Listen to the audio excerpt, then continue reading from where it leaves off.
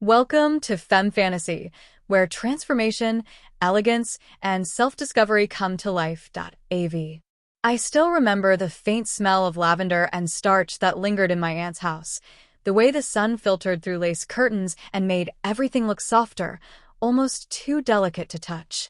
It was the summer I turned 16, the year my parents decided to send me to stay with Aunt Marianne while they went abroad for work. I didn't know it then, but that quiet, old house on the edge of town would become the setting for a memory that never really left me, a memory woven in silk, stitched with embarrassment, and yet strangely lined with something I could never quite name. Aunt Marianne was the kind of woman who always seemed just a little too composed. Her hair was silver even though she was only in her 40s, and her wardrobe seemed like it belonged to a different time. Silks, satins, soft blouses with pearl buttons. She had this calmness about her, as if every movement she made was deliberate, rehearsed. I'd always been a bit awkward around her, not because she was unkind, but because she could see through me in a way that felt uncomfortable. When I first arrived, she welcomed me with a gentle hug, her perfume brushing my cheek like a ghost of flowers. "You've grown," she said softly, holding me at arm's length, studying me like she was seeing something more than just a boy who'd outgrown his jeans. "We'll have to get you properly settled." The first few days passed quietly. I'd help her with errands, mow the small patch of grass behind the house, and spend the afternoons reading or wandering around her attic, which was cluttered with trunks, hat boxes, and racks of clothes that smelled faintly of cedar and thyme. It was in that attic that the first thread of change began to weave itself into me. One rainy afternoon, while she was out visiting a neighbor, I found myself staring at one of her old wardrobes, its mirror fogged around the edges, its brass handles worn smooth. I don't know what drew me to open it.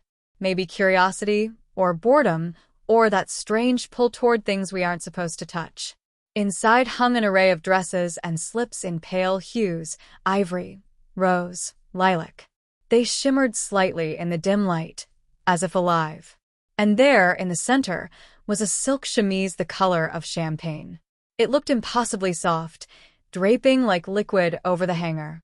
For a moment, I just looked at it, tracing the way the fabric caught the light. Something about it stirred me, not in the way of desire, but in the way of recognition, like a whisper that said, "What if?" I reached out and brushed the hem with my fingers. It was cool, almost weightless, and the texture sent a shiver up my arm. I told myself I was just curious, that it didn't mean anything. But my hand lingered too long.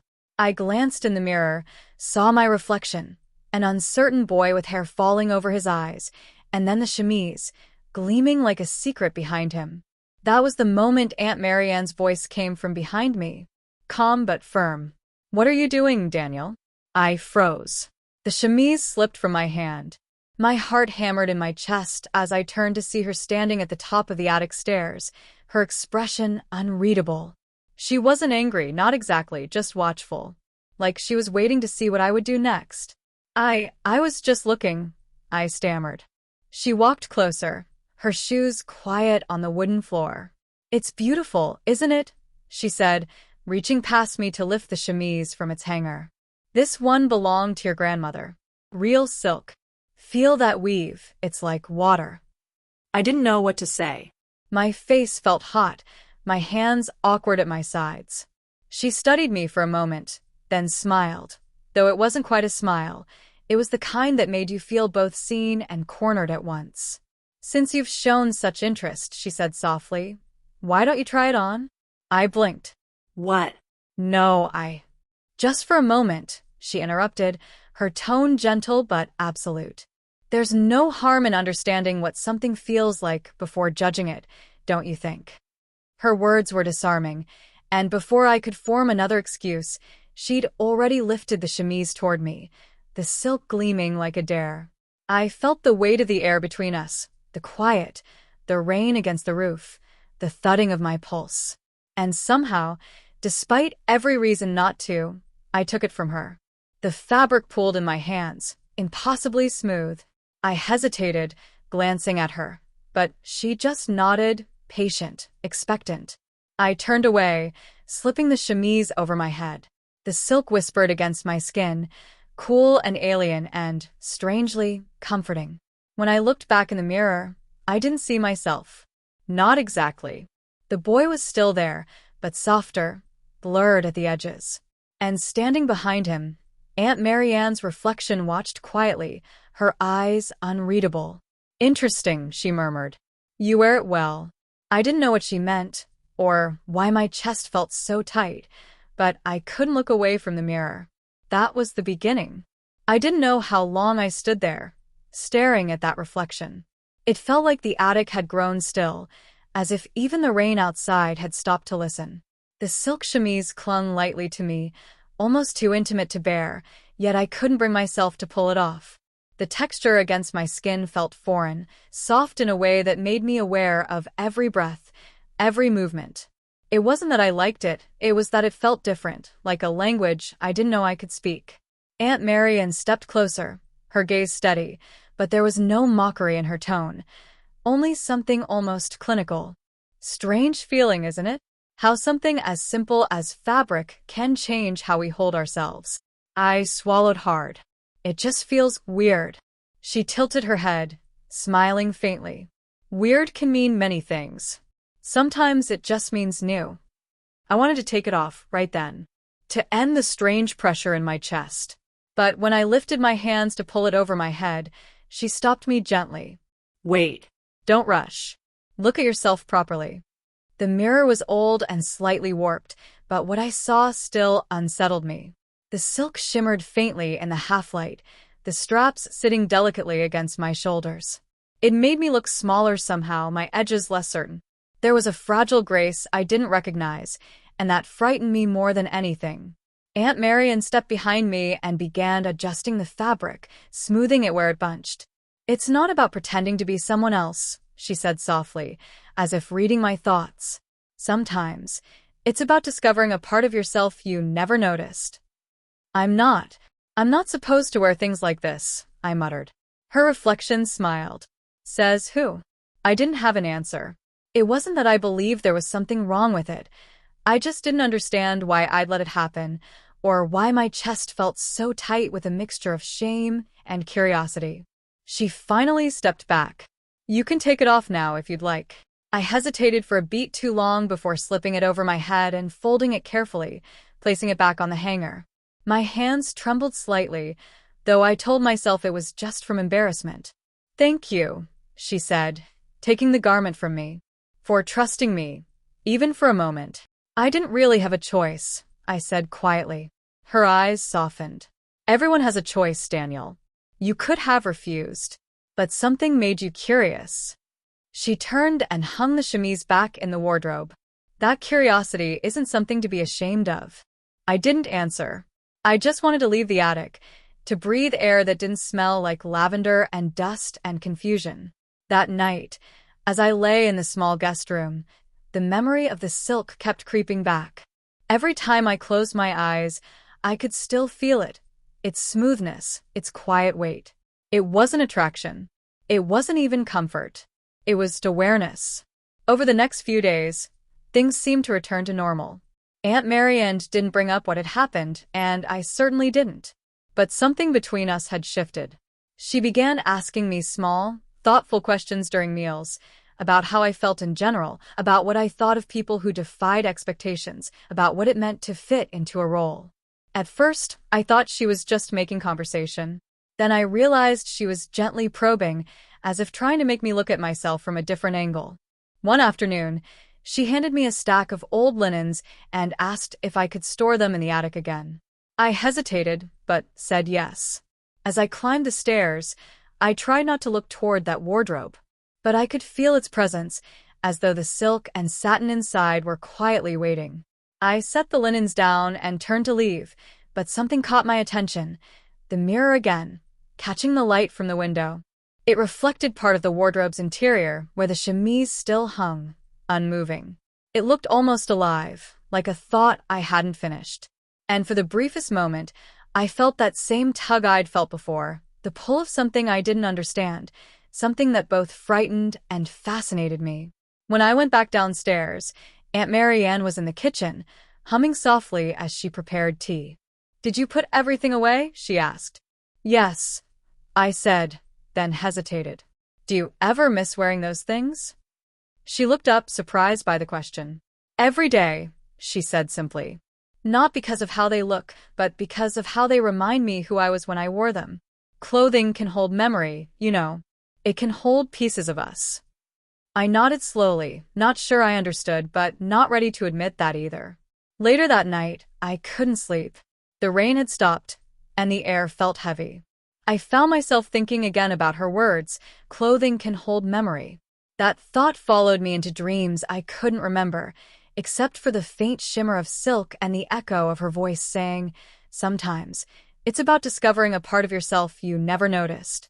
The next morning, I woke up with sunlight spilling across the room and the faint sound of Aunt Marian downstairs, moving about the kitchen. For a few seconds, everything felt ordinary again. Then my eyes caught the small bundle of folded clothes she'd left on the chair by the window, a crisp white shirt, neatly pressed trousers, and something pale and soft lying on top. It was the chemise. My breath caught. I stared at it, half expecting it to vanish if I blinked, but there it was, perfectly folded as though waiting for me. Beneath it lay a small note in her slanted handwriting. For understanding. Breakfast at 8. I didn't know what she meant by understanding. Was this a test? A joke? Or something else entirely? My instinct was to fold it up, hide it somewhere, and pretend I hadn't seen it. But a part of me, curiosity, confusion, defiance, I couldn't tell, held me in place. When I finally came downstairs, the chemise still folded over my arm, Aunt Marianne was sitting by the window with a cup of tea, looking out at the garden. She turned when she heard me. I wasn't sure if you'd bring it, she said. I didn't know what else to do, I replied. Sit, she said, gesturing toward the table. You look troubled. I sat, the fabric still clutched in my hands. Why did you give this to me? She stirred her tea slowly. Because you're still thinking about it. Her words hit too close. I'm not, I said, too quickly. Her eyes softened. You are. And that's nothing to be ashamed of. Curiosity doesn't mean confusion. Sometimes it's a kind of honesty. I looked away. I just don't understand why it matters. Because, she said quietly, learning what makes you uncomfortable is part of learning who you are. The rest of breakfast passed, mostly in silence. But something about the way she spoke lingered, turning over in my mind long after the dishes were cleared. That afternoon, I went for a walk through the orchard behind her house. The branches were heavy with fruit, and the air buzzed with insects. I tried to push the morning from my mind, but the memory of that silk wouldn't fade. It wasn't about clothing anymore. It was about what it had stirred in me. A feeling I couldn't name. When I returned, she was waiting in the sitting room with an open sewing kit beside her. I thought you might help me mend something, she said. It turned out to be an old blouse, ivory, delicate, with a tear near the seam. She handed me a needle and showed me how to work the thread through carefully, her hands steady and sure. I'd never sewn before, but there was something soothing about the rhythm, the quiet focus of it. Your grandmother taught me this, she said. She believed everyone should know how to fix what's broken. I smiled faintly. That sounds like her. She also believed, Aunt Marian added with a small grin, that the things we resist the most often hold the lessons we need. I didn't answer, but I knew what she meant. She didn't have to say it. The next few days blurred together in quiet routine. I helped her with small chores, read in the evenings, and tried not to think too hard about what any of it meant. Yet, every time I walked past that chair in my room, my eyes flickered toward the chemise folded neatly there. It had become a presence, silent, patient. Then, one night, just as I was about to turn off the lamp, Aunt Marian knocked softly on my door. May I come in? I nodded. She stepped inside, holding a small box. I want to show you something. Inside the box were old photographs, black and white, edges frayed. One of them showed her as a young woman, maybe my age, wearing a dress made of the same silk as the chemise. She looked radiant, almost weightless. That was taken the day I realized I didn't have to be afraid of how I was seen, she said quietly. I wore what made me feel honest, even if people didn't understand. She looked up at me then, her expression serious but kind. You're growing up, Daniel. The world will try to tell you what you're supposed to be. But sometimes, life gives you small, strange moments to remind you that you're allowed to ask who you want to be. Her words sat between us like a truth too fragile to touch. That night, long after she'd gone to bed, I stood by the mirror again. The house was silent, moonlight spilling across the floor. I looked at the chemise where it lay folded and felt that familiar tremor of hesitation. Then slowly, deliberately, I lifted it again. The silk whispered against my skin as before, but this time it didn't feel like a mistake. It felt like acknowledgement, quiet and unspoken. I stood there in the half-light, staring at the reflection that looked like me and not me all at once, and for the first time, I didn't feel ashamed, just uncertain, but in a way that felt strangely alive. And from the hallway, just faintly, I thought I heard Aunt Marianne's voice. Sometimes, it's not about who you are. It's about who you're brave enough to see. The next morning came with a gray sky and the smell of rain in the air. I went through the motions of breakfast, pouring tea, buttering toast, but my thoughts drifted elsewhere. Aunt Marianne noticed, of course, she always did. She didn't mention the chemise, didn't even glance at me knowingly. She just asked if I'd help her in the garden once the rain stopped. It was strange how calm everything felt, like the quiet after a confession. I kept waiting for the unease to return, for the shame that should have come with what I'd done the night before. But it didn't. Instead, there was something subtler, a hum beneath the surface, the sense that something inside me had begun to shift and couldn't be shifted back. By late afternoon, the clouds broke, leaving the air thick and heavy. Aunt Marianne handed me a pair of gloves and a basket. We'll collect the fallen pears, she said. Most people throw them away, but bruised fruit still has sweetness if you know how to use it. I followed her into the orchard, the damp earth soft beneath our feet.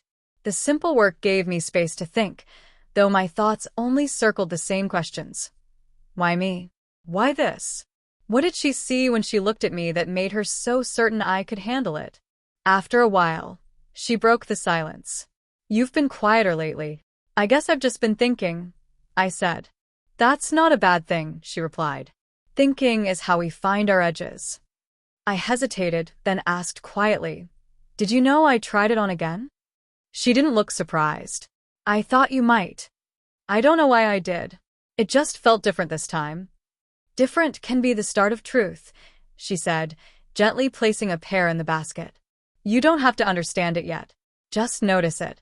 We worked in silence after that, the air buzzing with insects and the smell of rain-soaked leaves. When we finished, she brushed off her gloves and looked at me. Help me wash these, then meet me in the sitting room. There's something I want to show you. Back inside, she laid out a few things on the couch, an old hat box, a pair of silk gloves, and another garment wrapped in tissue paper. I recognized the care with which she'd arranged them, like objects in a story she was about to tell. This, she said, lifting the tissue carefully, was mine when I was about your age. Inside lay a pale lavender dress, simple but elegant, the kind of thing you'd wear for a photograph or a recital. My mother made it by hand. I hated it at first. Thought it made me look foolish. I couldn't help smiling a little. And did it? Oh, absolutely, she said, laughing softly. But the more I wore it, the less it mattered. Eventually, I realized it wasn't about what people saw, it was about what it allowed me to feel. She paused, folding the dress back carefully. I think you might understand that more than you realize. I stared at the fabric, the faint shimmer of its thread catching the fading light. You think I'm like you? She smiled, not with certainty, but with warmth. I think you're becoming someone you haven't met yet. And that's a process worth treating gently. Her words echoed in me long after she left the room. I sat there for what felt like hours, the air thick with memory and something else, something unspoken but alive. That night, I dreamed of standing at the edge of a mirror that rippled like water. On one side was the reflection everyone knew, the boy with awkward hands and uncertain eyes. On the other, a softer version of that same image, blurred and shining, reaching back toward me. Between us, the silk chemise fluttered like a boundary and a bridge at once. When I woke, dawn was just breaking, and the house was still. Without thinking, I went to the wardrobe again. The chemise hung there where I'd left it, and next to it, folded carefully, was the lavender dress from the night before. For a long time, I just stood there, torn between fear and the quiet pull of something I could no longer deny. My hands trembled as I reached for it, not out of rebellion, but out of a need to understand. The fabric was lighter than I expected. It seems fragile with age. I slipped it on carefully, my movements deliberate, almost ceremonial. The dress whispered as it fell into place, its weight settling around me like a secret kept too long. I looked into the mirror. The reflection that stared back was not someone I recognized, and yet there was no panic this time. Only stillness. The lavender fabric caught the early light, and for the first time, I saw something that felt both unfamiliar and true. From the hallway, Aunt Marianne's voice drifted softly. "You look peaceful." I turned to find her standing in the doorway, smiling faintly, her expression neither proud nor pitying, just knowing. "I don't know what this means," I whispered. "You don't have to," she said. "Meaning comes later. Right now, all you need to do is feel." And somehow I did. For the first time in my life, I wasn't pretending or performing or hiding. I was simply there, wrapped in silk and uncertainty and something strangely close to freedom. The morning light kept changing as the clouds moved across the sky, and every time a shadow passed, the color of the lavender fabric shifted, gray for a moment, then pale blue, then back to its soft hue again. I remember thinking how strange it was that the same thing could look different from one heartbeat to the next. Maybe people were like that too. Aunt Marianne didn't tell me to take the dress off. She just poured tea, spoke about small things, the laundry, the post, the roses in the garden, and left me room to breathe. That was her way. She never pushed. She simply made space and waited to see what I would fill it with. After breakfast, she asked, "Would you help me dust the study? The shelves are a disaster." I nodded, half relieved to have something ordinary to do. The dress rustled when I moved, a quiet reminder that the morning was anything but ordinary. The study smelled of old paper and furniture polish. As I wiped the shelves, my reflection caught in the glass doors of the bookcase. It startled me every time. A flash of lavender, a movement that didn't match the picture I carried of myself. I tried to focus on the work, but questions kept drifting in. Was this wrong? Foolish? Or was it something smaller and gentler, a way of understanding that didn't fit into words? When I finished, she came in carrying a small framed photograph. "I found this tucked behind the desk," she said. "That's me at 17. In the picture, she wore trousers and a collared shirt, her hair tied back in a ribbon. "Your grandmother thought I was being rebellious," she said with a laugh. "But I just wanted to know what it felt like not to follow the pattern." I smiled, studying the photo. "You look confident." "I wasn't," she said. "But sometimes pretending long enough gives the truth a chance to grow." She placed the frame on the shelf, then turned to me. "Does it feel strange, wearing something that used to belong to me?" "Yes," I admitted. "But not in the way I expected." How did you expect it to feel?" "Like a joke. Or a punishment. But it doesn't." She nodded as if that answer made perfect sense. "Good. Then you're learning the difference between shame and awareness." The word shame hung in the air like dust in sunlight. It was the thing I'd been carrying without naming. That evening, the sky turned violet. I helped her cook dinner, simple stew and bread, and she hummed quietly as she worked. At one point she said, "You can keep it on tonight if you want. No one will see you but me."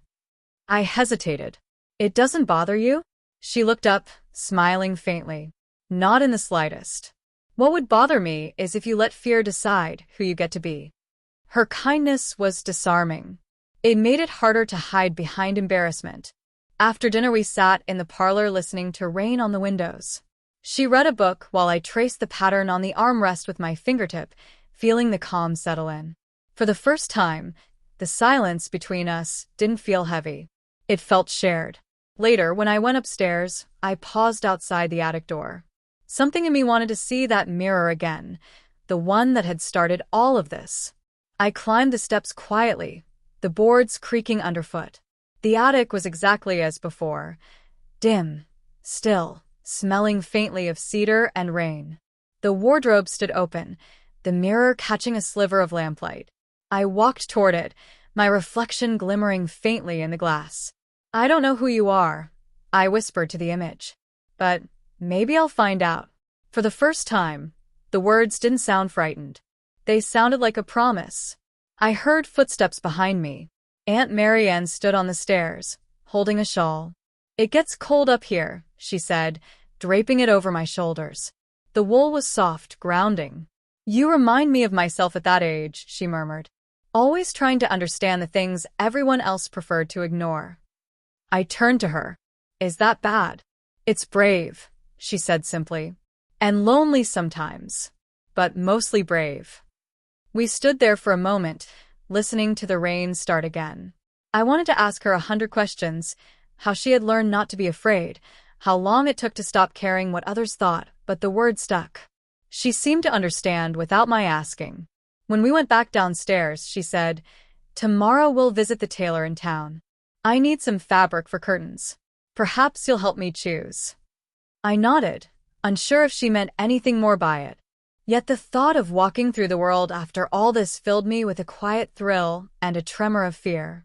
That night, before sleeping, I folded the dress neatly and set it on the chair. My hands lingered on the silk, tracing the edge of the fabric. I didn't know what would happen next, but I knew one thing clearly. I no longer wanted to run from the feeling it gave me. Downstairs, I heard her moving about, humming softly, the sound steady as a heartbeat. And for the first time since coming to that old house, I didn't feel like a guest. I felt like someone in the middle of becoming.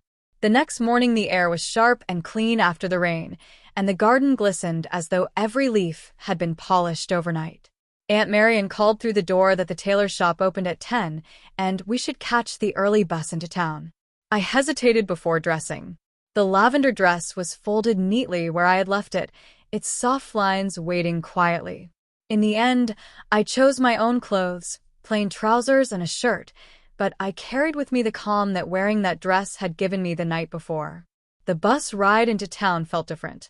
The world looked ordinary, the same cracked pavement, the same faces reading newspapers, but I noticed everything with new attention.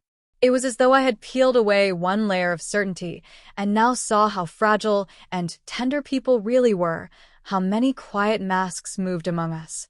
The tailor shop sat at the corner of a narrow street. Bells chimed when we entered, and the scent of fabric and starch filled the air. Bolts of cloth stood in tall rows, every shade from storm gray to butter yellow. Aunt Marian greeted the tailor, a small man with round glasses and hands that moved like quick birds, and explained she needed fabric for curtains. While they spoke, I wandered between the shelves, running my fingers over the textures: velvet, linen, silk. One piece caught my eye, a length of pale green satin, smooth as water. I touched it lightly and drew my hand back as if it might burn. The tailor noticed. "That one's tricky," he said. "Wrinkles if you even look at it the wrong way. But it feels wonderful, doesn't it?" I nodded. Aunt Marianne looked over, an unreadable expression in her eyes. "You've always had a good eye for detail," she said to me. "Would you pick something you think would brighten the sitting room?" I hesitated, but then pointed to the green satin. "That one." She smiled slightly. "Bold choice. I like it." While the tailor measured and cut the fabric, she leaned closer to me. "It suits you, that color," she said. Her tone was casual, but the words landed somewhere deep. On the way home, she asked, "Do you ever think about how color can change how we move through the world?" I thought for a moment. Maybe. When I wore the dress, everything felt softer somehow, even how I stood. She nodded. Clothes can be like mirrors. They show us the parts we don't always see. That evening, she set the satin on the table. "Before I make the curtains, you can help me iron out the folds," she said. The fabric glimmered as we spread it across the surface. Working side by side, we didn't talk much. The hiss of the iron filled the room, and the scent of warm cloth rose in the air. At one point she said quietly, "You're growing steadier." "I can see it." I didn't know how to answer, so I just kept smoothing the wrinkles. Later that night, she knocked on my door again. "There's something in the wardrobe for you," she said. "A small thank you for helping today." When she left, I opened the wardrobe. Hanging there was a simple shirt of soft cotton, but along the inside hem was a delicate trim of the same lavender silk as the dress. It wasn't visible when worn. It was a secret detail, meant to be felt, not shown. Attached was a small note, "For courage that doesn't need to be seen." I traced the silk with my fingertips. It felt like a quiet gift, a bridge between two selves that were beginning to speak to each other. I slipped the shirt on and sat by the window. The fabric brushed lightly against my skin, familiar, grounding. The days that followed passed gently. I helped her sew, carried boxes from the attic, listened to her stories about the family I barely knew. Every so often she'd say something that lingered. "What we wear can hold our history." Or, "Don't be afraid of softness. It's not weakness." Each evening, I found myself less certain where one version of me ended and another began. But instead of fear, there was a quiet acceptance. The world hadn't changed, only the way I stood inside it. One night, when the wind was sharp against the windows, Aunt Marian said, "I want to show you something before you go home next week." She brought out a small wooden box and set it on the table. Inside were scraps of fabric, buttons, ribbons, each neatly folded and labeled. "Every piece here is from a moment when I learned something about myself," she said. "Some are mistakes. Some are triumphs. All of them are true." She picked up a scrap of blue silk and handed it to me. "Maybe it's time you started your own collection." The idea lodged in me like a spark. A collection of moments, small proofs that change doesn't have to be loud.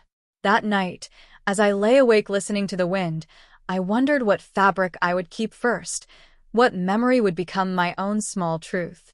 And I realized I already knew. The lavender silk would be the beginning. The next morning came with a streak of sunlight across the floor and the faint smell of the jasmine she kept in a pot outside my window. I woke slowly, still thinking of the box of fabric scraps and her words from the night before. The idea of keeping pieces of myself in cloth felt strange, but comforting, as if memory could be touched and folded. Downstairs, Aunt Marianne was already at the table, reading the paper, her silver hair pinned up with two plain combs. "Sleep well?" she asked without looking up. "Mostly," I said. "I kept thinking about that box of yours." She smiled. "Good. A life needs texture." After breakfast, she suggested a walk into town. The air was bright and cold, and the ground still wet from the night's rain. We didn't speak much. We rarely had to. She always seemed to know when silence worked better than words. At the square, she stopped by a second-hand shop I'd never noticed before. Inside, light from the front window fell across rows of old clothes and discarded trinkets. "Every garment here has belonged to someone," she said quietly. "Every thread has a story." She let me wander. I ran my fingers along wool coats, cotton shirts, the smooth lining of a jacket that smelled faintly of tobacco. Then I saw it, a narrow ribbon of pale gray silk tucked between scarves. I pulled it free and held it up. "That one?" she asked. "It feels calm," I said. "Then keep it.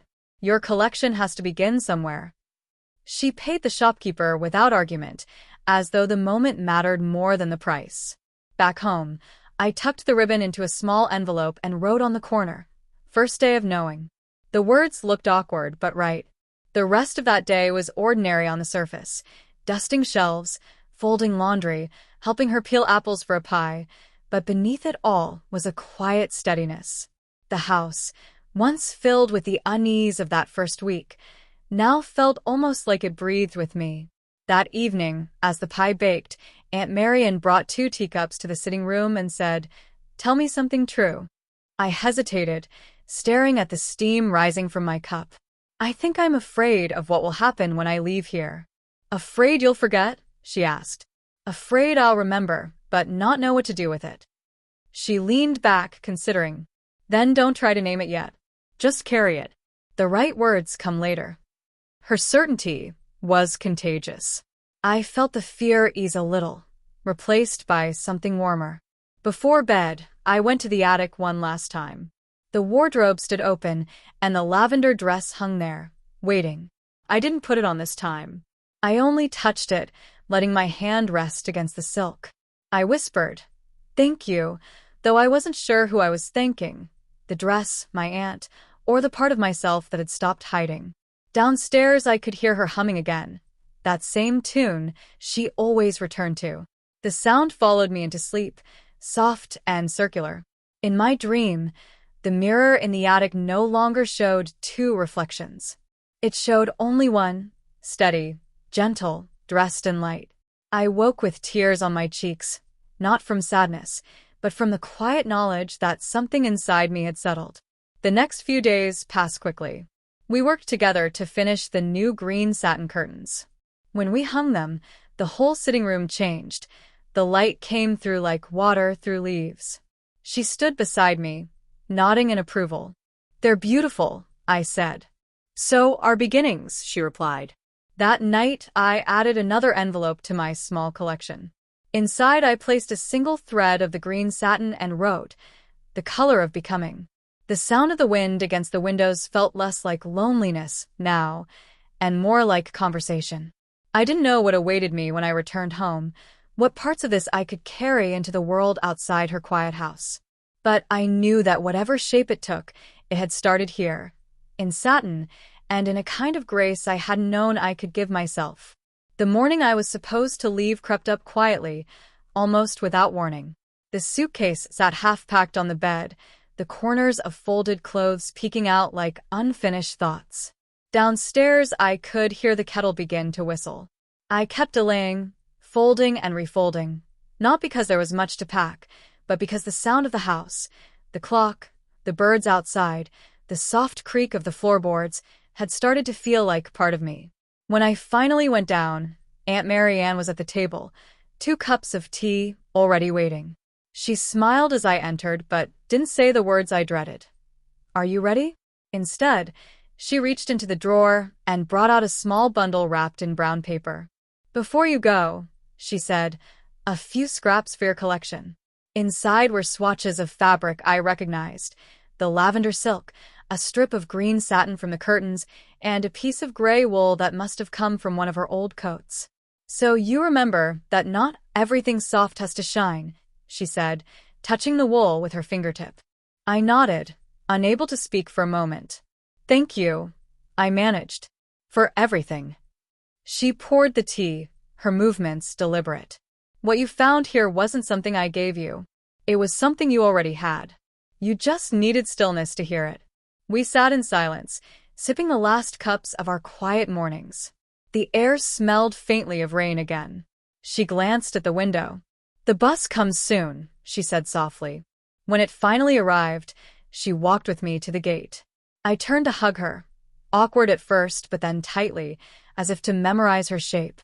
"Write to me," she said. "Not about answers, about the questions you keep." The bus rolled away slowly. Through the window, I watched her figure grow smaller until it was just a shimmer of gray against the orchard trees. The ride home took 2 hours. Outside, the landscape blurred into green and gold. I rested my head against the glass, the bundle of fabrics on my lap. I felt the quiet weight of them, like an anchor that was also a map.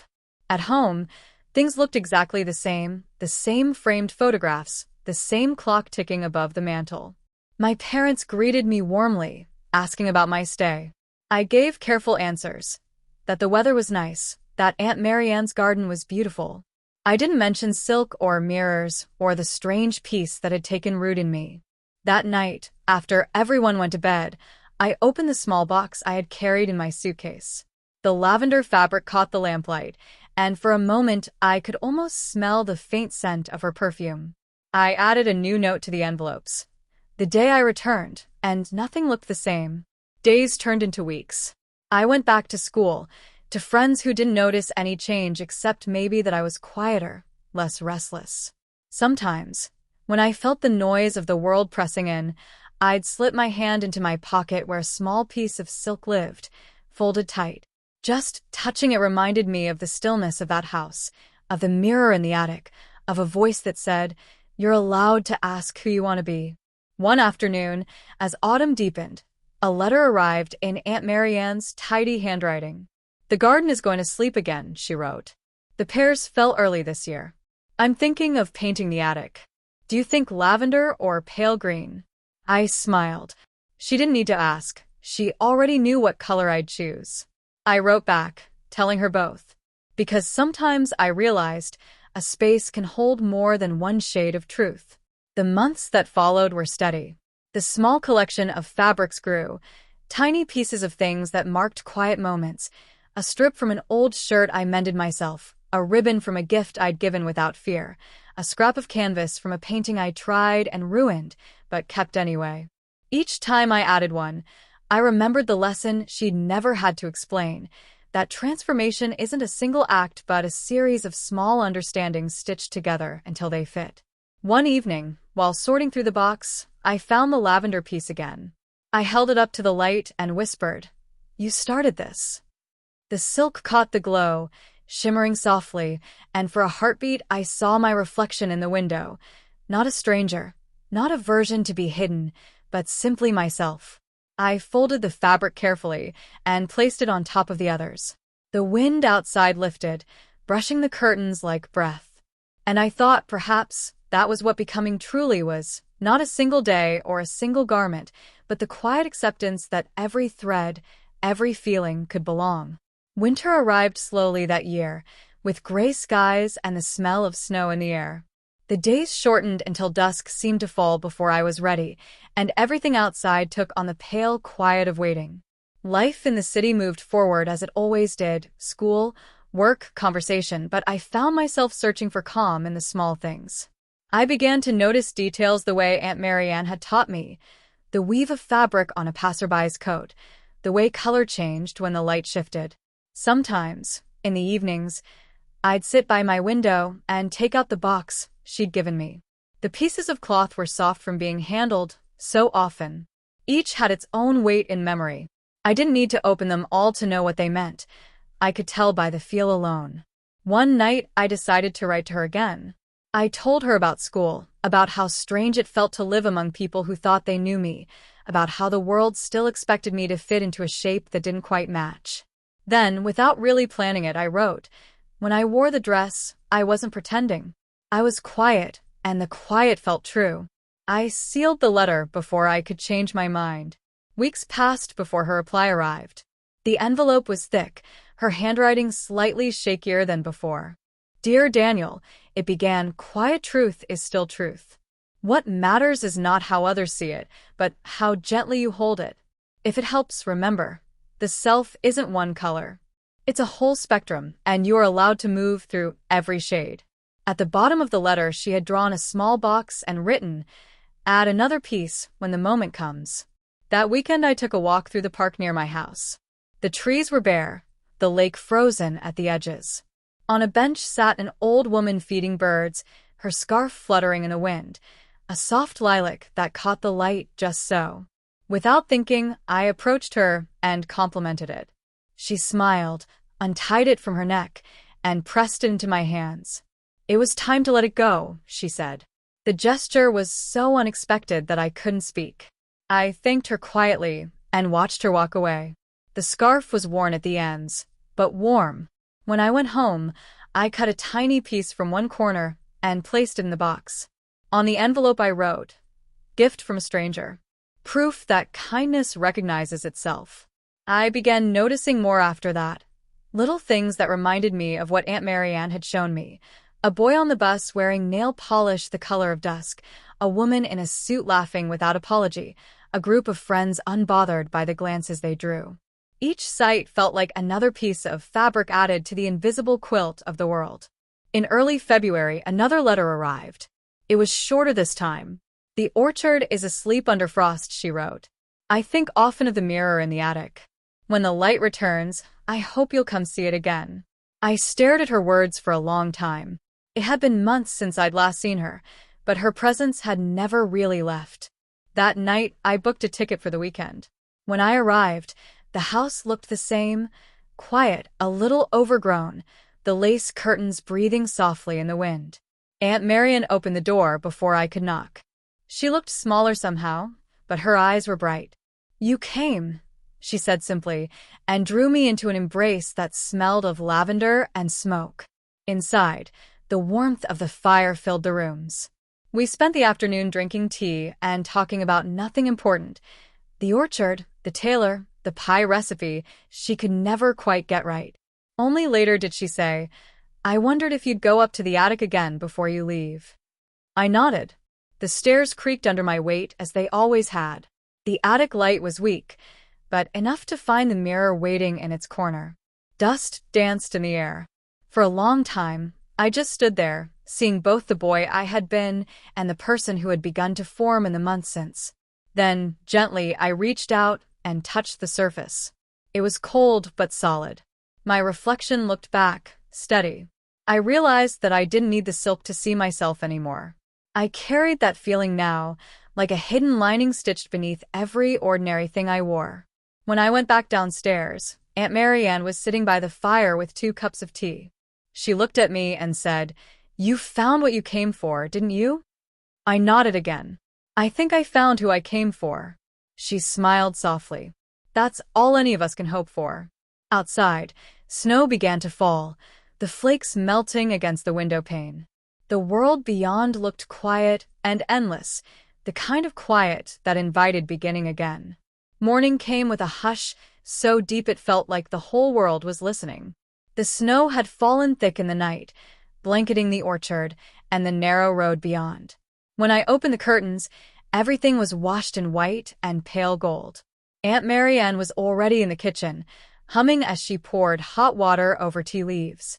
She smiled when she saw me. "You always wake earlier here," she said, sliding a cup across the table. "The air must be different." "It feels like it," I replied. I wrapped my hands around the cup, watching the steam rise in slow spirals. We sat there without words for a long time. Sometimes silence between us felt like its own kind of language. Eventually she said, "Do you know what I see when I look at you now?" I shook my head. "I see someone learning to listen to themselves. That's rarer than you think." I didn't know how to answer, so I only smiled. It wasn't that I had become someone new. It was more that I had finally stopped running from the person who'd been waiting all along. After breakfast, we walked outside. The snow reached our ankles, crunching beneath our boots. The orchard trees stood bare and beautiful, branches glazed in ice. "They look asleep," I said. "They are," she replied. "But sleeping things still grow. Just not where you can see." We reached the edge of the property, where the fence met the road. I looked down at my gloves, simple wool, nothing like the satin and silk that had begun this journey, and yet, somehow, I felt the same quiet strength they had once given me. "I don't know what happens next," I admitted. She looked at me, eyes bright despite the cold. "That's the best part. The next part is always written in motion. You only need to promise you'll keep writing it." I laughed softly. "That sounds like something you'd say." "Of course it is," she said with a shrug. "You're part of my story too." Back inside, I packed my bag. On top of my clothes, I placed the small box of fabrics. It seemed heavier now, not from weight, but from meaning. Before closing the lid, I added one final envelope. Inside, I tucked a single strand of my own hair and a tiny scrap of paper that read, "Becoming doesn't end." Aunt Marian met me at the door. "You'll come back," she said, not as a question but as a statement. "I will," I promised. The bus ride home was quiet, the windows fogged from the warmth inside. I watched the countryside slide past, white fields giving way to gray roads to the muted colors of the city. It felt strange to think that the world outside had kept moving while mine had slowed and reshaped itself. When I reached home, the house looked the same, but I saw it differently now. The familiar hallways, the framed pictures, the reflection in the hallway mirror. I stopped there for a moment, studying my face. There was no silk, no lavender light, no borrowed reflection, just me. And yet, everything she had shown me was still there, stitched invisibly beneath the surface. In the following weeks, I began small changes. I altered my clothes, not dramatically, but with care. A softer shirt here, a color I'd once been afraid to wear there. I spoke less to fill silence, and more when I meant something. People noticed, though no one could name what had shifted. Some said I seemed calmer. Others said I carried myself differently. I didn't correct them. One afternoon, while walking through the city, I passed a shop window filled with mannequins draped in soft fabrics. I stopped for a moment, drawn to a pale blue scarf displayed at the front. It caught the light almost the same way that silk chemise had. I smiled to myself and walked on, feeling a quiet warmth bloom beneath my coat. At home that evening, I opened the box again. I laid out every scrap on the floor in a patchwork of memory. Lavender, green, gray, lilac, and now, I decided, a piece of the sky from outside my window. I found a square of blue fabric from an old shirt and added it. Then I sat back and let my eyes wander over the collection. It didn't look perfect. The colors clashed in places, some edges were frayed, and a few pieces were stained with time. But together they told a story that felt real, a story that breathed. I began to stitch them, slowly, carefully, into a single long ribbon. Each thread pulled tight felt like a heartbeat. By the time night fell, I had only finished a small portion, but it was enough to see the shape beginning to form. Before bed, I tied the unfinished ribbon to the frame of my mirror.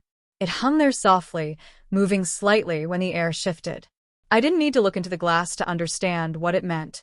The next morning, light poured in, catching the silk and satin so that they glowed faintly. I stood for a long moment, letting it wash over me, and whispered a quiet thank you to the house, to the mirror, to my aunt, and to the person I was still becoming. Because transformation, I realized, isn't about erasing the past or choosing one image over another. It's about learning to see the beauty in both, the satin and the shame, the softness and the strength, and knowing that they can live in the same thread. And as the day began, I felt something like peace settle in my chest, a peace that carried the memory of that silk chemise, of an attic bathed in lavender light, and of the moment when I finally learned that who I was didn't need permission to exist. The mirror caught the light again, bright and steady. I turned away and stepped forward, carrying it all with me. Months later, spring returned with the kind of quiet grace that only follows a long winter. The air carried the scent of rain and soil, the promise of things awakening. One evening, as the city began to soften under dusk, I sat by the window, the patchwork ribbon of fabrics resting across my knees. The edges had frayed slightly from handling, but that only made it truer, like a life that had been touched and lived. I found myself thinking of the title my mind had given that chapter of my life long before I understood it, Satin and Shame. It had begun as something that sounded heavy, almost cruel, a pairing of beauty and guilt. Back then, shame had been the stronger of the two, sharp, constant, familiar. But time and patience and the strange kindness of silk against skin had changed its shape. The satin no longer meant secrecy or disguise. It had become something simpler, a symbol of permission. The smoothness that once embarrassed me had taught me how to move without apology, how to feel at home in softness, even when the world expected edges. And the shame? It hadn't vanished, but it had softened too, becoming a thread woven through memory instead of a chain around it. I realized then that neither word had ever been the enemy. Shame had taught me where my tenderness lived. Satin had shown me how to touch it gently. Together they had become part of the same fabric, the one I'd been stitching all along. That night I wrote to Aunt Marianne again. I told her about the ribbon, about how it hung by my mirror now, catching the morning light. I told her that sometimes I still touched it before leaving the house, not out of fear, but as a quiet reminder that I was still growing into myself. Her reply came weeks later, written in her looping script. My dear, we are all just threads learning to belong. Keep sewing. Keep shining. I folded the letter and placed it in the box beside the last piece of blue fabric. Then I closed the lid, not to hide it, but to keep it safe. When I turned to the mirror, the ribbon swayed in the faint breeze from the open window. For a moment, the reflection seemed to shimmer, Not into someone else, not into who I thought I should be, but into someone whole. Someone who had walked through satin and shame and come out carrying both as truth. The house around me was quiet, but inside, I could hear the faint hum of something familiar, like the whisper of silk being lifted, or the sound of an ant's soft laughter echoing from far away. And for the first time, I smiled at my reflection not because I was trying to recognize it, but because I already did.